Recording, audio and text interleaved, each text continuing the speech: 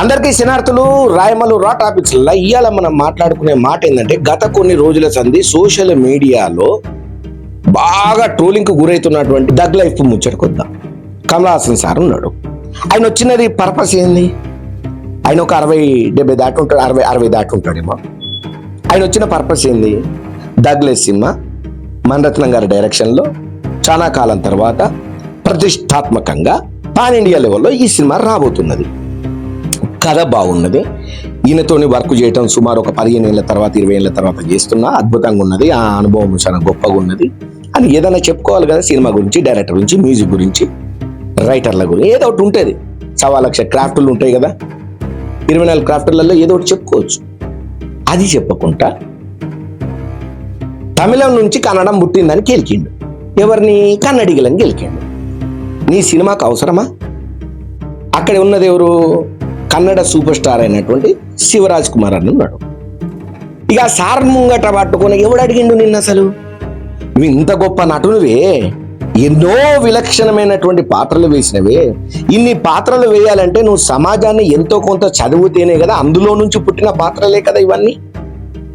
ఒక నటునిగా మనిషి నిలబడుతున్నాడంటే సమాజంలో ఉన్నటువంటి పరిస్థితులు వాడిపైన ప్రభావం చూపించడం వల్లనే వాడు ఒక అద్భుతమైనటువంటి నటుడుగా వెండితెర మీద కనబడతాడు కదా. పాత్రలు ఎన్ని పాత్రలు వేసినావు? అద్భుతమైన పాత్రలు వేసినావు.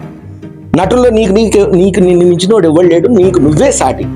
మళ్ళీ నీ రికార్డ్స్ను, నీ పాత్రలు నువ్వు బ్రేక్ చేస్తే తప్ప నిన్ను ఓవర్టేక్ చేసి ఎవడు బ్రేక్ చేయలేడు. అది జగమెరిగిన సత్యం.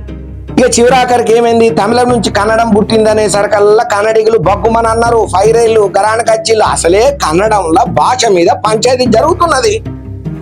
ఆటో, ఓలా, ఊబర్ వాళ్ళని సుతం వదలకుండా మీరు మా ఏరియాకి వచ్చి మా ప్రాంతీయ భాష మాట్లాడకుండా మీరు హిందీ, ఇంగ్లీష్ ఎందుకు మాట్లాడుతున్నారు అని బ్యాంకుల మీద కూడా పంచాయతీ జోడాలు. మొన్న ఒక ఎస్బీఐ బ్యాంకు మేనేజర్ ఉండి ఒక ఆమెను కస్టమర్ అడిగిండు కన్నడంలో మాట్లాడమని. నేను మాట్లాడను, నా ఇష్టమో అని అన్నది. ಯಾಕೆ ಮಾತಾಡೋದಿಲ್ಲ? ಯಾಕೆ ಹಿಂದಿ ಮಾತಾಡ್ಬೇಕು? ಕನ್ನಡ ಮಾತಾಡ್ಬೇಕಲ್ಲ ಮೇಡಮ್? ಕನ್ನಡ ಮೇಡಮ್. ಮೇಡಮ್ ಇದು ಕರ್ನಾಟಕ, ಇದು ಕರ್ನಾಟಕ ಮೇಡಮ್. ಚೇರ್ಮನ್ ಮಾತಾಡಂಗಿಲ್ಲ. ಇದು ಆರ್ಬಿ ರೂಲ್ ಇದೆ. ಆ ಸ್ಟೇಟ್ಗಳಲ್ಲಿ ಆ ಭಾಷೆ ಮಾತಾಡಬೇಕು. ఆయన తోడైనా గట్టిగానే రసాభాస అయింది. దాని మీద ధర్నాలు అయినాయి. దాని తర్వాత అది మొత్తానికి హైకమాండ్ దాకా పోతే ఆమెను సస్పెండ్ చేసి. ಕನ್ನಡ ನಾವು ಏನಿದ್ರು ಕನ್ನಡಿಗರು ನಾವು ಒಂದಾಗ್ಲೇಬೇಕು. SBI ಬ್ಯಾಂಕಿಗೆ ನಾವು ಬುದ್ಧಿ ಕಲ್ಸೋಣ. ಆಯ್ತು ನೋಡೋಣ. ಪ್ಲೀಸ್ ನೀವು ವಿಡಿಯೋ ಮಾಡ್ಕೊಳ್ಳಿ ಮೇಡಮ್. ನೀವು ವಿಡಿಯೋ ಮಾಡಿ ಪ್ಲೀಸ್ ಪ್ಲೀಸ್. ಆಯ್ತು, ನೀವು ಹಿಂದಿ ಕನ್ನಡ ಮಾತಾಡಲ್ಲ ಅಂದ್ರಲ್ಲ, ಕನ್ನಡ ಮಾತಾಡೋದೇ ಇಲ್ಲ. ಓಹೋ సూపర్ మేడం, సూపర్. సస్పెండ్ చేస్తే సారీ సార్ నేను ఏదో చెప్పిన, ఇప్పటి నుంచి నేను కన్నడంలోనే మాట్లాడతా అని మళ్ళీ ఇస్తే ఆమెకు జాబ్ ఆమెకి ఇచ్చిళ్ళు. అవునా? మొన్న ఒక ఆటో డ్రైవర్ను నువ్వు కన్నడలో మాట్లాడవా అని చెప్పి దౌర్జన్యానికి దిగి కొట్టేంత పరిస్థితి వచ్చింది.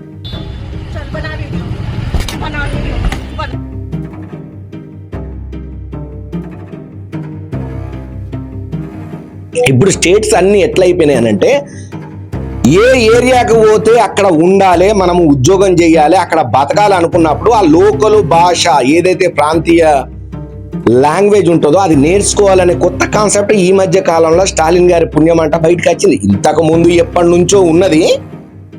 స్టాలిన్ గారు మొన్న తమిళనాడు ఏది రూపీ డాలర్ ముచ్చట్లల్లా ఆయన మొత్తం బోర్డుల మీద చెన్నైలో మొత్తం జరిపేసిలు కదా, హిందీ భాష వద్దు ఇల్లా అనుకుంటా. అక్కడ నుంచి ఇంకెక్కువైపోయి అక్కడ నుంచి మొత్తం అన్ని స్టేట్లకు మెల్లమెల్లగా వాక్తున్నది అది. అంటే ఏ ప్రాంతానికి పోతే ఆ ప్రాంతంలో అంటే మనం బతకాల అంటే విజిట్ చేసి మనం పొయ్యొస్తే 2 రోజులు టూరు అది పెద్ద సమస్య కాదు. కానీ అక్కడనే జీవనాధారం చేసుకొని అక్కడనే మనం బతకాలనుకున్నప్పుడు అక్కడి ప్రాంతీయ భాషను మనం నేర్చుకుంటేనే అక్కడ మనకు నూకలు ఉంటాయి అనేది ఈ మధ్య కాలంలో జరుగుతున్నటువంటి కొన్ని విషయాల ప్రకారం మనం కూలాంకుశంగా తెలుసుకుంటున్నాం, వింటున్నాం. ఎంతమంది మీద ఎన్ని రకాలుగా దాడులు అవుతున్నాయో మనం ప్రత్యక్షంగా చూస్తున్నాం. అటువంటి పీక్ టైంలో నువ్వు తమిళం నుంచి కన్నడ పుట్టిందని అసలే ఏమన్నా సబ్జెక్టేనా? ఎన్ని సినిమాలు చేసినావు? నీకు ఎంత అనుభవం ఉన్నది? నువ్వు ఎంత గొప్ప నటుడివి, లోక నాయకుడివి, విశ్వనాయకుడి పాత్రలు ఎన్ని వేసినావు? ఇవన్నీ వదిలేసి అనవసరంగా గాలికి పోయే కంపం తగిలించుకున్నట్టు తమిళం నుంచి కన్నడ పుట్టిందనేసరికి ఎంత పెద్దనైంది. ప్రొడ్యూసర్ నువ్వే కావచ్చు, నాకు తెలియదు. చివరాఖరికి నువ్వు నిన్న కోర్టుకు సబ్మిట్ చేసినటువంటి నా సినిమా గురించి మొత్తం చెప్తే అక్కడ జడ్జి ఏం చెప్పిండు? నువ్వు అన్ని సినిమా గురించి వివరణ గురించి నాకు కన్నడం అంటే ప్రేమ ఉన్నది, భాష పైన అభిమానం ఉన్నది, నేను కావాల్సుకుని అనలేదని చెప్పి నువ్వు ఎన్ని చెప్పినా కూడా సారీ అనే పదం లేదని చెప్పి ఆయన రిజెక్ట్ చేసిండు. సారీ చెప్పమని అన్నారు. ఎందుకంటే 300 కోట్ల రూపాయలతోని చాలా గొప్ప స్థాయిలో పగ్గా ప్రతిష్టాత్మకంగా నిర్మాణం చేసినటువంటి ఈ సినిమా అని చెప్పి నువ్వు అన్ని భాషలలో తర్జుమా చేయనికే ఫిక్స్ అయిపోయినావు కదా. వాళ్ళు ఏమంటున్నారు, జడ్జి సార్ ఏమంటున్నాడు, సారీ చెప్పు, కన్నడిగులు హ్యాపీగా ఫీల్ అవుతారు అని అంటే నేను చెప్పను అని అంటున్నాను. సరే, ఇతను చెప్పకపోవడానికి ఒక కారణం ఉన్నది. ఎందుకంటే తమిళనాడు స్టాలిన్ ఏదైతే భాష పంచాయతీ ఉన్నదని మనం చెప్పుకున్నాం కదా, తమిళనాడులో రూపీ డాలర్ ముచ్చట్లలో ఎట్లయిపోయిందో పంచాయతీ, ఆ ముచ్చట్లలో ఈయనకు మొన్నట్ల ఇక ఏదో వాళ్ళకు కమల్ హాసన్ సార్ పార్టీ పెట్టిండని ఆయన ఏదో మధ్యలో డ్రాప్ అయిపోయిండు, ఎలక్షన్లో నిలబడతానని ఏదో అన్నాడు కానీ తర్వాత డ్రాప్ అయిపోయిండు. మొత్తానికైతే స్టాలిన్ సార్ తోటి ఉన్నటువంటి ఒప్పందం కారణంగా మొన్న ఆయనకు రాజ్యసభను కూడా ఇచ్చిండు. మరి ఇప్పుడు నేను కన్నడిగులకు సారీ చెప్తే ఆల్రెడీ తమిళం గొప్పది, తమిళ భాష ఎప్పుడో 5000 సంవత్సరాల క్రితం పుట్టిందని ఏదేదో రకరకాలుగా మాటలు వస్తున్న టైంలల్లా ఇప్పుడు ఈయన కన్నడిగులకు సారీ చెప్తే తమిళాన్ని తక్కువ చేసినట్టు అవుతుంది. అందుకనే ససేమిరా సారీ చెప్పలేడు.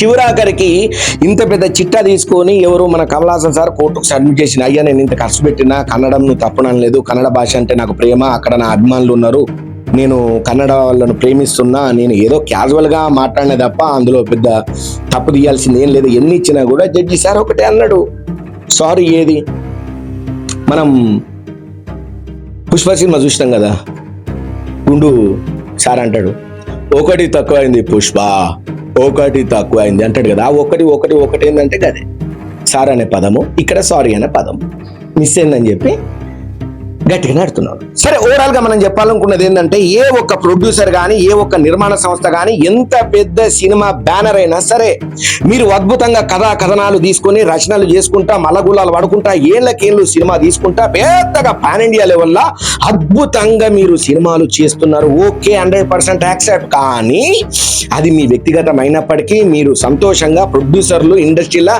కలకాలం చల్లగా కాసుల వర్షంతో సంతోషంగా ఉండాలి, పబ్లిక్ అందరి మెప్పు పొందాలంటే ఈ ప్రీ రిలీజ్ ఈవెంట్ చేసినప్పుడు సినిమా మీద ఉన్న దృష్టికోణం కంటే ఎక్కువ జాగ్రత్తలు ఈ ప్రీ రిలీజ్ ఈవెంట్లు ఇటువంటి ఫంక్షన్లలో ఫోకస్ పెట్టాలి. మీరు స్టేజ్ మీదకి ఎవరిని పిలిపించబోతున్నారు, ఎవరితో మాట్లాడించాలనుకుంటున్నారో ఒక్కసారి 1-4 సార్లు చెక్ చేసుకోండి.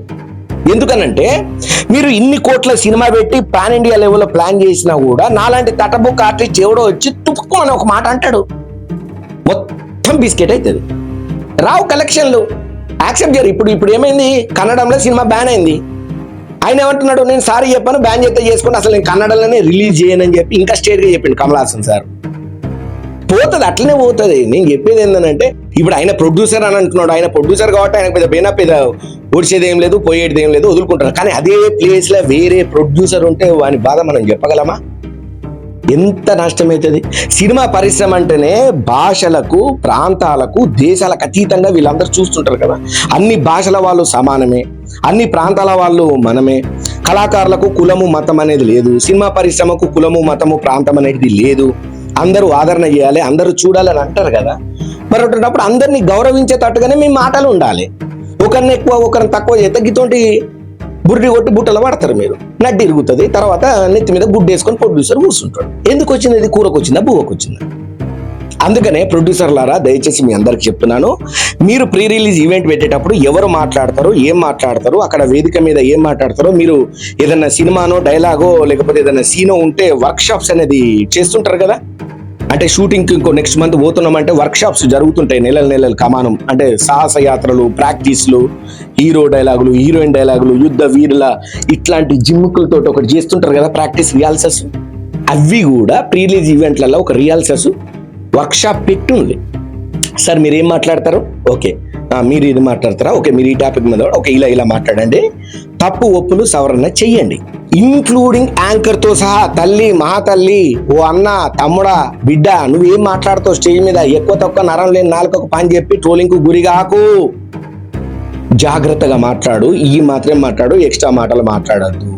సార్ మీరు సెలబ్రిటీ, ఈ సినిమాలో పాత్ర వేసి ఈ పాత్ర వరకే పరిధిలో మాట్లాడాలి, పాలిటిక్స్ ని తీసుకురావద్దు, ఇతర వేరే టాపిక్స్ ని ఇందులో ఇంక్లూడ్ చేయొద్దు, ఇంతవరకే మాట్లాడండి, అవసరమైతే మాట్లాడండి, లేకపోతే డ్రాప్ చేయండి. ముఖ్యమైన వాళ్ళు ఎవరైతే ఉన్నారో వాళ్ళు మాట్లాడే ప్రయత్నం చేస్తే ప్రొడ్యూసర్ బాగుంటాడు. ఇది నాకు అనిపించినటువంటి రాయమల్లు రాటాక్స్ లో నేను చెప్పాలనుకునేది. ఇక్కడ నుంచి అయినా సినిమా పరిశ్రమల సెలబ్రిటీగా చెప్పుకుంటున్నటువంటి మహానటులు కానీ, మహానుభావులు కానీ, గొప్ప గొప్ప మేధావులు కానీ వేదికల మీదకి వచ్చేటప్పుడు ఇది సోషల్ మీడియా యుగంలో ఉన్నాం, ప్రతి ఒక్క కెమెరా ప్రతి ఒక్క ఫోను మిమ్మల్ని ఒక గంట కనిపెడుతూనే ఉంటది. మీరున్న పాత తరం వేరు, పాత జమానా వేరు, అప్పటి రోజులు వేరు, ఇప్పటి రోజులు వేరు. ఏ సోషల్ మీడియా ఇన్ఫ్లుయెన్సర్ అయినా, ఏ సోషల్ మీడియాలో ఛానల్ నడుపుకునేటోడైనా ఎక్కడ గొల్లెం దొరుకుతుందా, ఎక్కడ సప్పుడవుతుందా, దాన్ని చిన్నగా పరదాల సాటున తీద్దామా, దాన్ని నా వీడియో రూపకంలో పెట్టుకుందామా, నాకు వ్యూస్ ఎట్లా తెప్పించుకుందామా అనే ఆలోచన చేస్తాడు. కాబట్టి తస్మాత్ జాగ్రత్త సెలబ్రిటీలారా.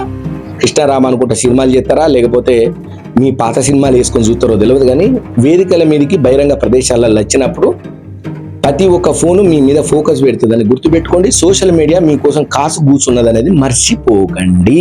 ఇది మొత్తానికి మనం మాట్లాడుకున్నటువంటి సినిమా పరిశ్రమ మీద ఏదో చెప్పాలనుకున్నది చెప్పిన రాయమల్లు రాటాక్స్ లా. మీకు ఈ వీడియోని లైక్ చేయండి, షేర్ చేయండి, కామెంట్ చేయండి.